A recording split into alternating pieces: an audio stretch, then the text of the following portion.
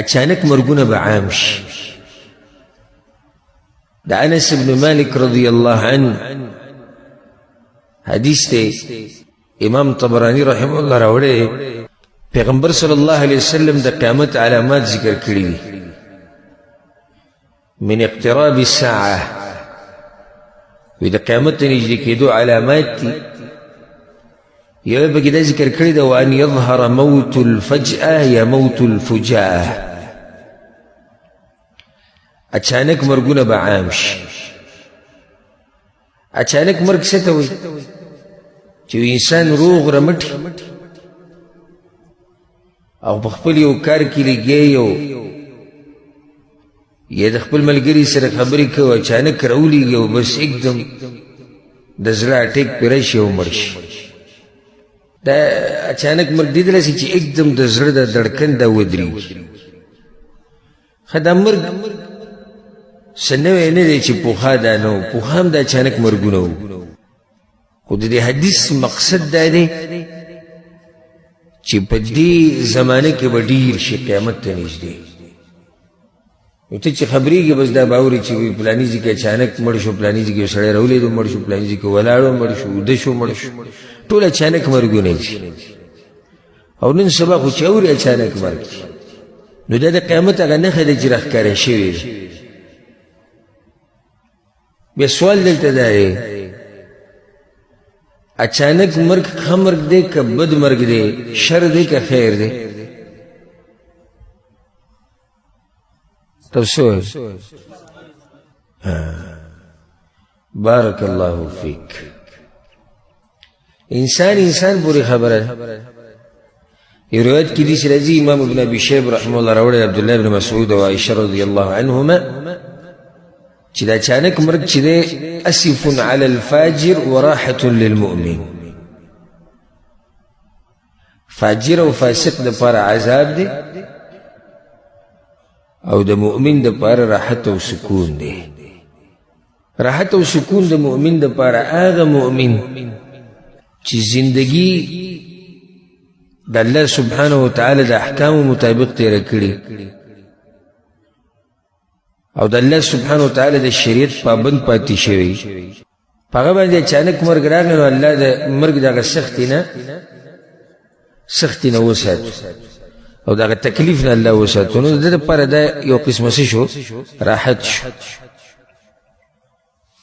بل مجرم فاسق فاجر एकदम الله راونیو، مرګ یې پرې راوست، نو ده ته موقع میلاو نه شوه د کلمې د ویلو، د توبې د ویستو، بلکل ورته موقع میلاو نه شوه. ځکه اسف مطلب دی چې ان الله ورته په غضب او په غوسه کېږي. نو ځکه एकदम الله راونیسي. دا نه غواړي الله چې د کلمه ووایي یا د توبه وباسي، بس एकदم الله راونیسي. او د هیرې خبره ده ځکه چې موږ ته د خپلو حالاتو د خیر خاتمې پته نشته، او دا هم راته پته نشته چې په اخر کې به زموږ اعمال څنګه وي. او انما العبرة بالخواتیم، اعتبار اخرنی عمل لره دی. اعتبار کوم عمل لري؟ اخرنی عمل لري. او په دې چېرته خوشحاله نشي چې زه اوس داسې یم. ځکه سلف صالحینو دې خبرې د هغوی ملا ماته کړې وه چې زموږ اخره خاتمه به ګورئ څنګه وي. امام حسن بصري رحمه الله امام په دین کې، او په جړا شو، ملګرو ته یې ولې جاړې؟ وی یېرېږم داسې نه چې الله نه د ایمان وانه کړي، اخره خاتمه به ګورئ څنګه وي.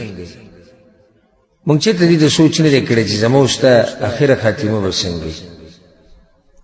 چېرته په نیکو اعمالو کې به مصروف وي عمرو به، که د دنیا په مزدورۍ کې به منډې و عمرو به، که چېرته په یو ګناه کې به اخته وي عمرو به.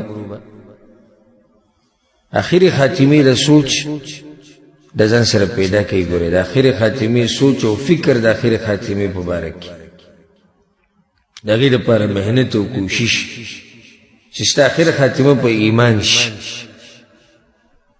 ما په دې باندې یو بیان هم کړی دی، هغه ځان له پیدا کوي.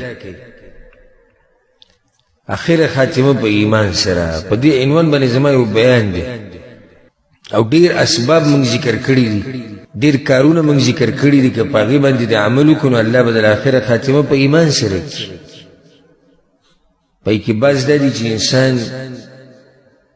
همیشه دیني مجالسو سره ځان تړلی وساتي دیکھئے چې کله یو سړی همیشه دیني مجالسو کې کیني نو مرګ به هم پای کې راشي لکه دا پرون ما ته یو کس میسیج راولېږه پاکستان کې د پنجاب طرف ته چې ته یو مؤذن او د څو کالونه مؤذن و 30 کالونه زیات شي په جومات کې مؤذن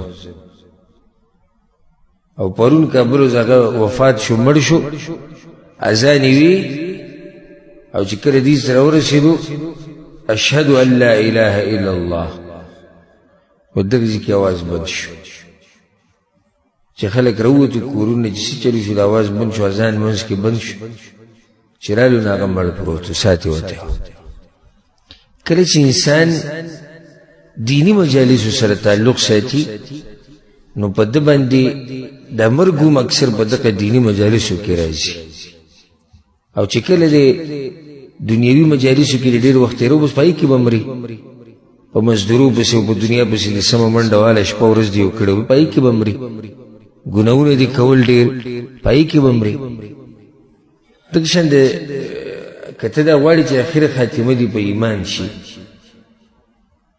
نو بیا دعاګانې ډېرې غواړه او په مخه الله سبحانه وتعالی ته سوال کوو چې الله زما اخره خاتمه هغه په ایمان کې او ما ته د مرګ په وخت کې کلمه د لا اله الا الله نصیب کړي په مخه دا په دعا کې وایي په سجده کې په تهجدو کې په عامو دعاګانو کې ځکه چې دې ته الله نه ګوري چې اوس ته څنګه بلکې حساب به سره په دې کې چې په څه باندې مړ شوی